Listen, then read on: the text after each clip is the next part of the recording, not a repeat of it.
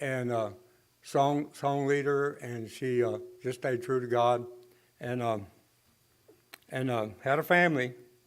But had Brother Larry. He got saved 3 days after we got saved back in 1976. I believe you were 16 then, brother. And then it's really, we're brave to take on a Christian life because the world is not going this way. But we are a living epistle. We're walking before the world. It's a dark, dark world. It's been a dark world, but it's really dark now. Very dark.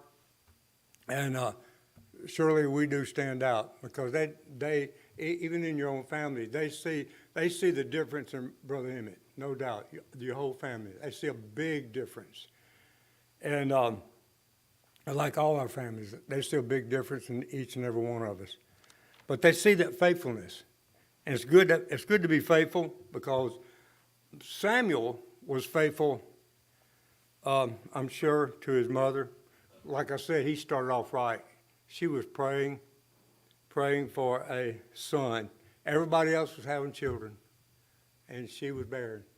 Everybody, and that's kind of heartbreaking to a woman that wanted children, and so she was very faithful in the looking to God. She looked to God in a diligent way. What does the Bible say? Without faith, it is impossible to please God. And you must believe that He is a rewarder of them that diligently seek Him. So thank God we can diligently seek Him in prayer through the day, each and every day, and things that we need, because we do have life decisions, and life decisions can be easy, and maybe most of them are hard, but we do need the wisdom of God. So I do believe faithfulness causes you, well, let me say it this way. Humbleness causes you to be faithful. Humbleness is what you have to be, what you have to get to get saved. We're in the world, and we think, we got things going on, going our way, and sometimes it does, sometimes it doesn't. But that humbleness is when you start seeing yourself before God. Before you get saved, you see yourself. You don't look good. I didn't look good before God when He was dealing with me. And I was very wretched in my heart and my soul, but I really wanted to serve God.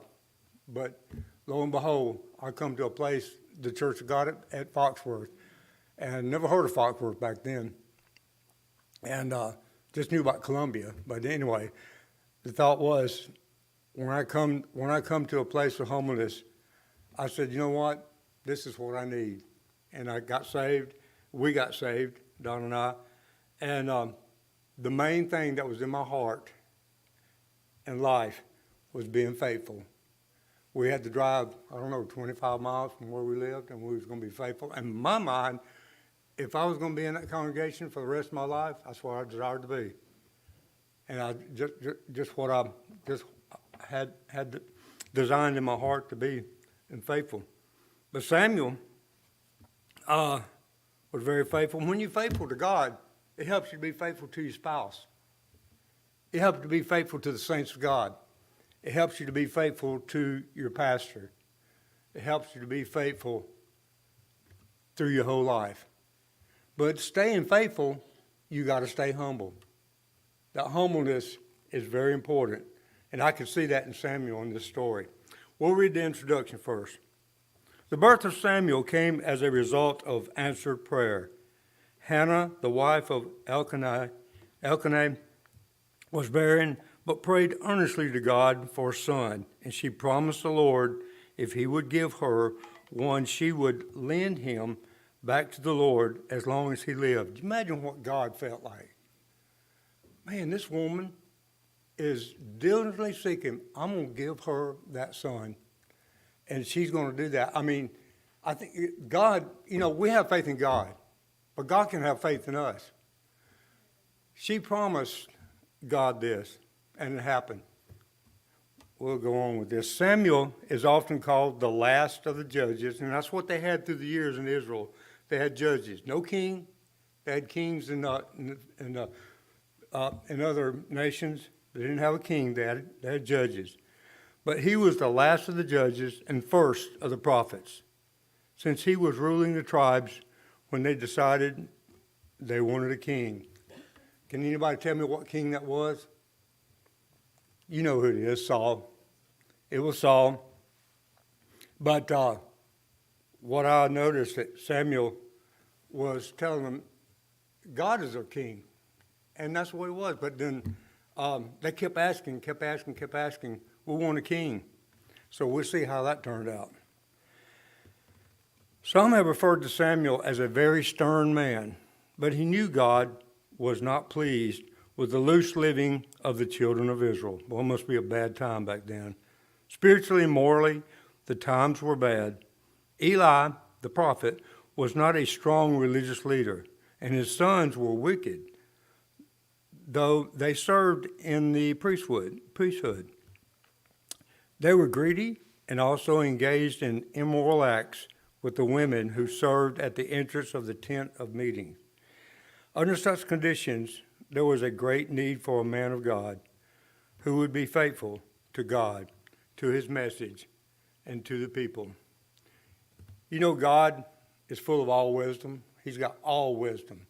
He's seen ahead what Samuel could do for him. For him. That's what it's all about. But Samuel came at a real bad time in Israel. They had different kind of gods. I mean, some of them did. And I believe it said at one time, well, as I was reading 1 Samuel, the 3rd chapter, I believe it was talking about then, the word of God was precious, what it said. And I looked that up. It's precious. It was said from time to time. It wasn't said like it is to us. Every Wednesday night, Sunday morning, Sunday night, we get the word of God. They didn't give that too much, and I guess it's because of Eli being the prophet. And he wasn't a good religious leader, what it says. And his sons, oh my. I don't even want to talk about them. They were terrible, what I've heard. But Hannah keeps her promise. We'll read that. It's 1 Samuel 1:28. I have lent him to the Lord. Shiloh was the place where the Ark of the Covenant was. And Shiloh, I believe it means peaceful. We have a place in, no, it's not in Mississippi. I think it's in Shiloh, Tennessee, I believe it is. It's a peaceful place, supposed to be a peaceful place, but back years ago there was a battle there. It wasn't too peaceful then. There was a battle during the Civil War back then. But Shiloh was where the Ark of the Covenant was. Shiloh was one of the religious centers at that time, and Hannah had gone with her husband to worship. While praying and weeping before the Lord, Eli thought she was drunk and rebuked her, but she assured him, I have drunk neither wine nor strong drink, but have poured out my soul before the Lord. There she was given the assurance. Her desire would be granted. In due course of time, Samuel was born.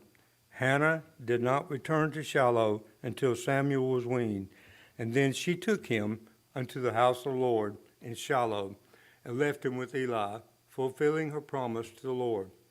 So God knew she was going to do that. But God had plans for this boy.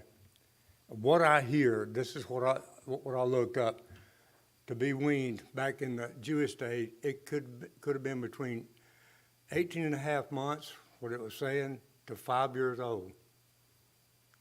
So he might have been 5 years old when he was brought to the temple. A little boy. We got Colton that's 5 years old. I can't imagine him being without his mother, but he was under Eli. Maybe Eli was a type of a father to him, but God was going, no doubt God was going to be his father, no doubt, but Eli was there to take care of him. He probably had a little bit of clothes, and he was fed, but he was taught all the things about the temple because they had temple worship back then. So he was trained in the things of God. I think it said one time he'd wake up in the morning, get dressed, go open up the door of the temple, and some other things, probably cleaned around and kept things going. He was a good little kid, no doubt. Kept things clean, probably. And this was Elijah's mother. Eli, I don't know, God just had it in him, put it in him to be good that way. So here he is, he's 5 years old, being trained in the temple. So Samuel was faithful in his youth. Let's see. If y'all want to say anything, y'all just holler out. I might not can see your hand up if you do, but just holler out if you want to say anything. Okay, Samuel was faithful in his youth. But Samuel ministered before the Lord, and he did that. He was faithful, very faithful. The whole thing is about being faithful. The whole thing is about faithfulness means a lot to me. Being faithful to your spouse, being faithful to your work, being faithful to your boss, being faithful to the nation you live in, and it really is a strong attribute to a saint of God, because you want to be faithful. And my desire was to be faithful until the very end. My desire is still all the way before God. Okay. As the children of Israel brought their offerings to the house of God at Shiloh, they were met by the sons of Eli, who were greedy and sinful in their actions. As a result, they saw the priest had no piety. No goodness in him at all, apparently. No goodness at all. And began to despise the service of God, which was sad. A bad minister can cause that to even people today. But not so with the child Samuel. He ministered before the Lord faithfully. He just stayed faithful. 5 years old, 6 years old, 7, and each year he just stayed faithful to what he needs to do. Just staying faithful. Didn't give up, just kept going. And God seen the faithfulness of Samuel as he was growing up. And that really blessed God. Without faith, you cannot please God. And so he had faith, and he was pleasing God all that time. But God had plans for him on down the road. All right, his father and mother continued to come to Shiloh each year, and his mother brought him clothes to wear. Samuel continued to grow, and in all things he was honest. That's what they saw in him. He was honest and faithful. And the people saw and knew he was different from the sons of Eli. So he grew in favor with them and also with the Lord. That was a blessing. Man, God can see, really people can see through people. If they say they're saved and they're over there cussing and telling dirty jokes and doing a lot of ungodly things, people see that. But people see a saint of God. I know they've seen a lot of difference in me as I was going to appliance parts, when I was going to the place where I get my parts. But they saw a big difference in Brother Charlie. Brother Charlie was coming in there a lot. They seen a big difference in him, according to the people that they know that said they were saved. And then Brother Steve Broom, he was another one. I had 3 saints coming up in there, just bringing the light of the gospel to them. And we'd get to witness to them from time to time. But anyway, just being faithful and staying true to God means a lot. But people can see that. People can see your faithfulness. Okay, a special call. Here we go. I like the story of Samuel. This is pretty neat about what happened with Samuel. A special call. 1 Samuel 3:10. The Lord came. It was not enough for Samuel to be faithful in helping around the house of God. For him to be a judge or a prophet in Israel, he needed a special call from God. Having been faithful in his task up to this time, he was ready to answer the call when it came. His first message was not an easy one to deliver, but he faithfully told Eli, and we'll tell you that in a minute, what the Lord had told him. Every faithful man of God will deliver God's message to the best of his ability. The ability that Samuel had was he would just tell it like it is. And that's what a Church of God minister would do. Our Church of God pastor, he would tell it like it is. And he would be faithful to God to convey the message to all the saints. The story goes, Eli went to bed, and what I heard, I believe, is in 1 Samuel, the 3rd chapter. Eli was getting pretty old, and his eyes were getting pretty dim, couldn't see too good. So he went to bed, and then also Samuel went to bed, and there was a call that night. Samuel, and he got up, and at that time he didn't really know the Lord. You know what he expected of him. He was praying to him, but he really didn't know like he was going to know him that night. He kept calling his name. He got up and ran to Eli. Eli said, "Son, I didn't call you. Just go on back to sleep." He went back to sleep. Second call, Samuel. He got up, went to Eli, and said, whatever he called him, Eli, or Brother Eli, whatever. He said, "Son, I didn't call you." He said, "Okay." He thought he was hearing things, I guess, and went back to sleep. He got the third call. Samuel. Excuse me. Let me back up. The second time he went to Eli, Eli said, "It's probably the Lord calling you. Just say, 'Yes, Lord,' and he'll talk to you." So he went back to sleep, and he called him again. He said, "Here I am, Lord." He said, "I have somewhat to tell you what to do." And it was a message to Eli. He had to tell Eli that God was pretty well finished with him. Yeah, that's pretty tough. I mean, because I'm sure he loved Eli. He had a lot of love and respect to him and all that. And I don't know what kind of life he lived, but he wasn't a good religious leader like God needed him, like God needed a good, true leader. So he woke up the next morning, and he just shot him the truth. He gave him the truth. He said, "God is." Well, let's see. It may say it. I'm trying to remember if it does. Well, the message was that he was through with Eli. So Eli was going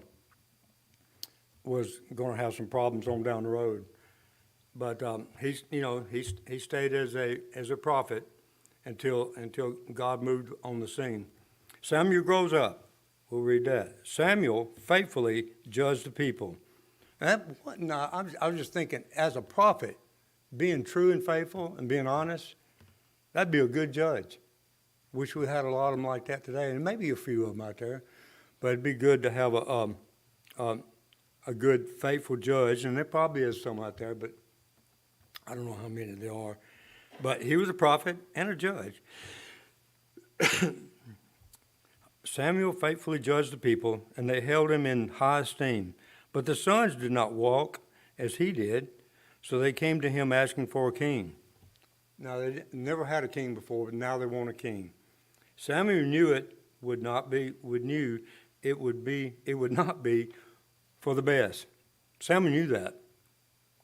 But because the people kept asking, God told him to hearken to the voice. I guess God wanted to teach him a lesson, and God will do that because He's a good God. He is a good God. He knows how to whip us. He knows how to keep us in shape. He knows how to direct us in life. And if you're faithful to the Word of God, He'll instruct you how to live. He'll instruct you how to deal with people. He'll instruct you how to be good in the home and have peace and love. He'll be good at that. All right, the man Saul was made king and led Israel to victory over the Ammonites. It seemed that only a few people were present when Paul was made king. Then Samuel suggested that they go up to Gilgal and renew the kingdom. I guess it was something they had to do. I didn't study this about renewing the kingdom, but I guess it's talking about the kingdom needed to know they're going to have a king over them. So the people of Israel gathered at Gilgal While there, Samuel asked them the questions, and he was asking, it says, you know, he wanted to make sure they do trust Samuel, because Samuel had to do the duties of anointing the king, and that's what God already done, but they just kind of, I guess they ordained the king, and they asked him, it says, have you seen anything sinful in my life? And they said, no. They trusted him. They trust Samuel, and he had a wonderful testimony toward him. Okay, Samuel. It says Samuel right again.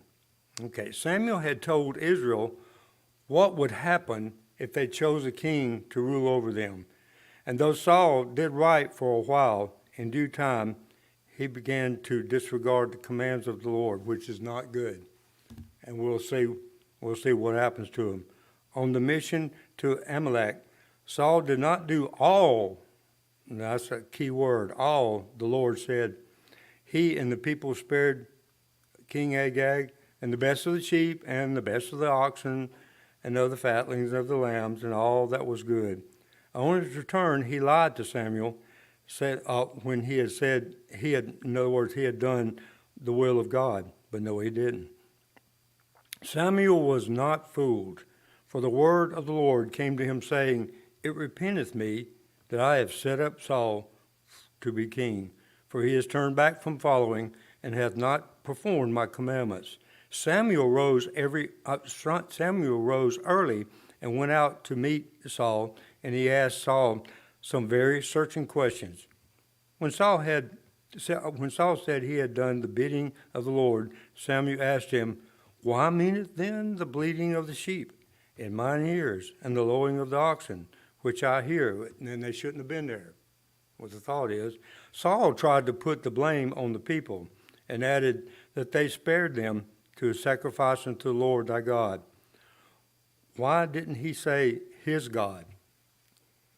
Well, because it might have been thinking, really, I think Saul just got the big head, and that big head just got to him, and he thought, hey, he can handle it on his own. We don't never need to think that, do we, saints? Never. When you get old in this gospel, you need to seek more of God and get close to him, and more get close to him. And he just won't be thy God, he'll be your God. All right, Samuel told Saul, you stay, and I will tell you what the Lord had to say to me that last night. Saul responded, say on. Samuel told him that the Lord anointed him king over Israel when he was humble. That's the key word, humble. I need to stay humble in my life and not get the big head and think, man, I'll be one of the greatest teachers in this congregation. I don't think that at all. Matter of fact, I've heard some good lessons to the saints of God. Yeah, and the saints here, the sister's been up here giving some lessons. Any brother giving lessons, they give a good lesson, and I just listen. But I want to listen to something that I can grow up in, because I want to bear the fruit in my old age, keep going on in the things of God. My desire is to do that. Yes, ma'am. Oh, okay. Oh, wait a minute, sister. Hold on. Sister Terry, I'm glad you got a thought. Brother Reggie's coming with a mic.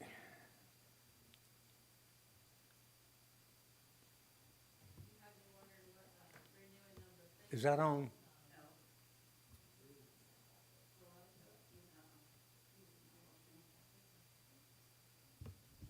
Okay. I just couldn't hear. There we go. Go ahead, sister. Anyways, the renewing, what you said about the renewing of the thing a minute ago, I went to look it up because I was going, I'm wondering what that does mean. The renewing of the kingdom? Yeah, the renewing. Okay, go ahead. It says, Gilgal is a place of a great historical and spiritual importance for the Israelites, being their first campsite after crossing the Jordan River into the Promised Land. It symbolizes new beginnings and divine encounters.